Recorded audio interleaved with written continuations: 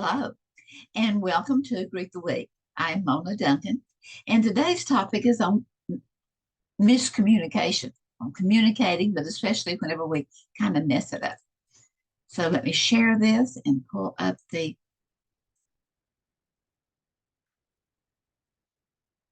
miscommunication.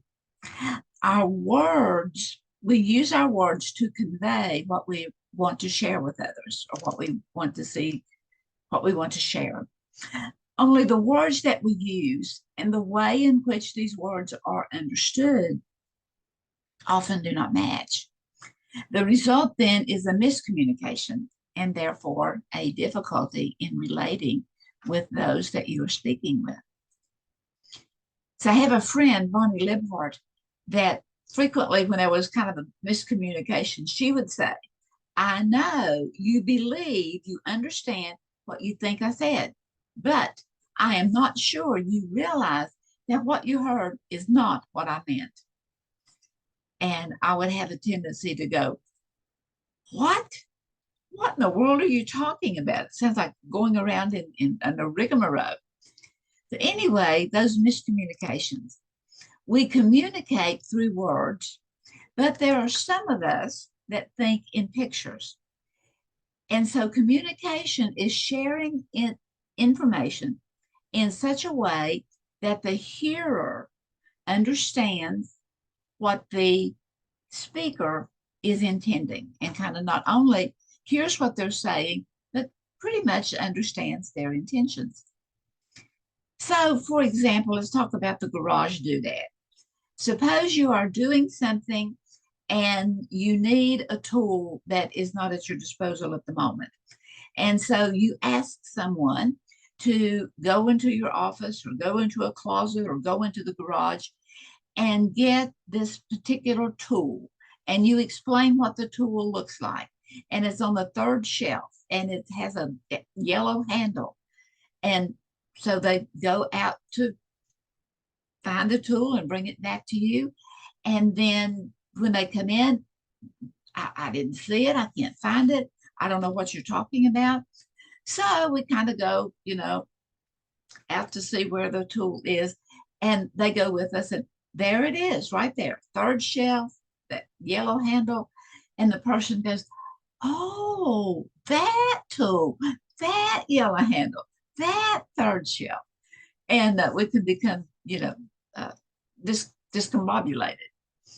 If we do not give or we do not receive corresponding pictures, if we're not thinking about and kind of knowing what we're looking for, then we have not understood one another and we do not understand each other.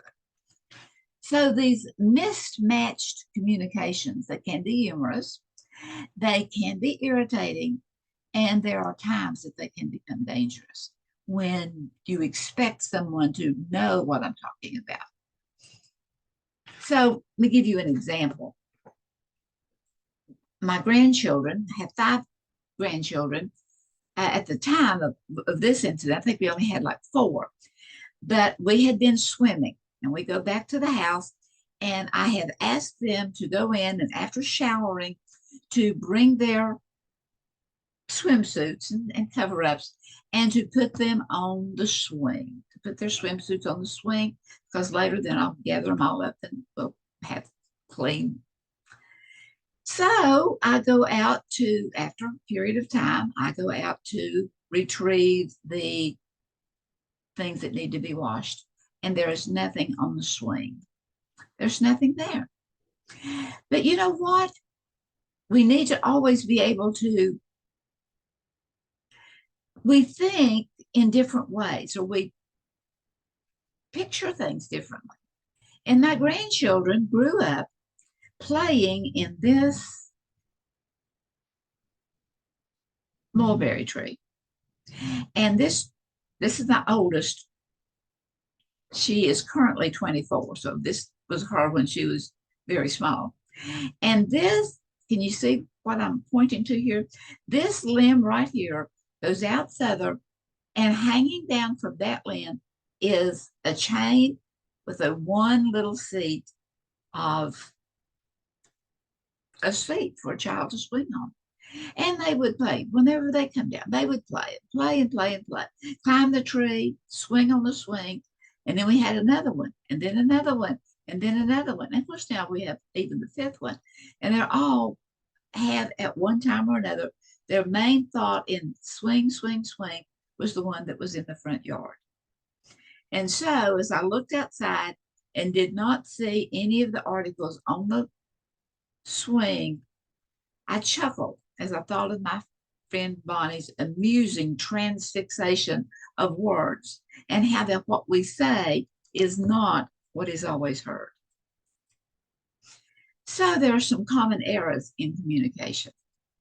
I suggest that perhaps the three most common ones are talking too much, listening too little, and that failure to understand because we're really not listening or we're really not speaking in a way that is getting a message across.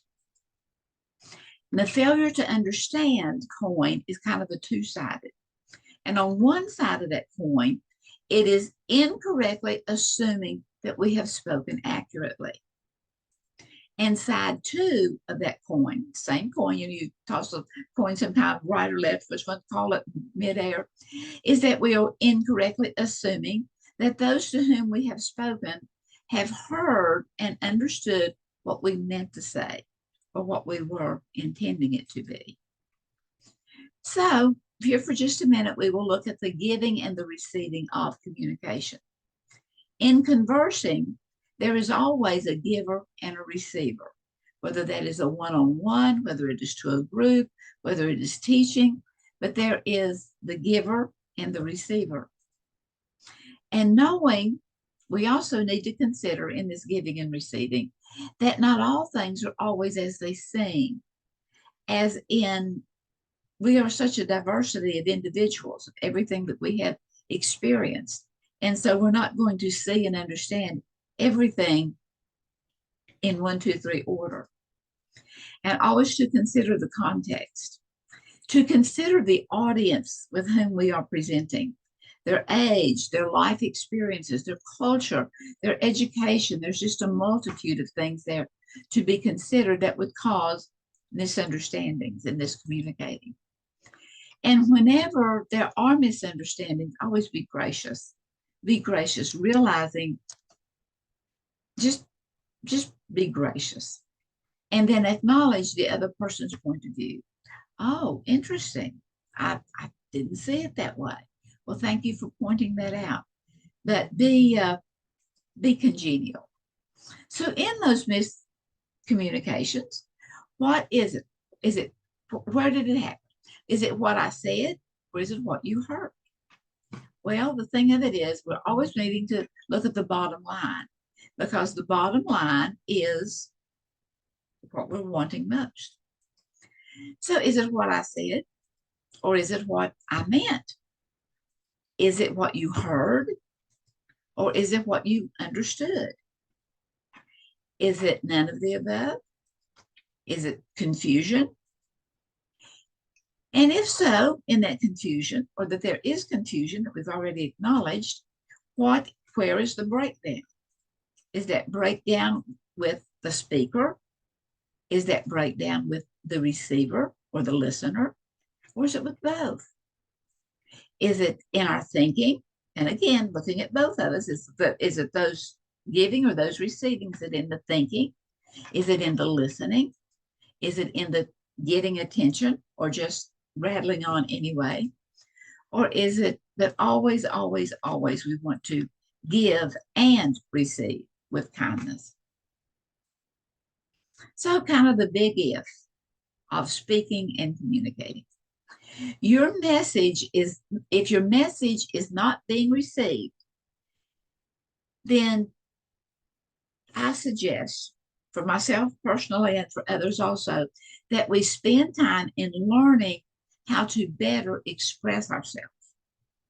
And if you are not receiving information well as to what another person would say to you, either in a rebuttal or just to give information, then that we would take time and spend time thinking and learning how to be respectful to those that are trying to communicate a little bit better.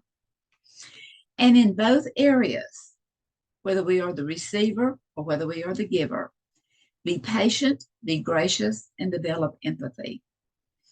And a good way to do that is with the prayer of St. Francis of Assisi, who he has stated, and you can find it on Google. But anyway, here is just the beginning part of it. Lord, make me an instrument of peace. Grant that I may not so much seek to be consoled as to console, to be understood as to understand, to be loved as to be loved, as to love. And as we can see that, it's really worth the effort. As we can look more at being gracious toward our own foibles, let alone someone else's also. So thank you very much for being here. It is always a blessing to have you, and many blessings to all.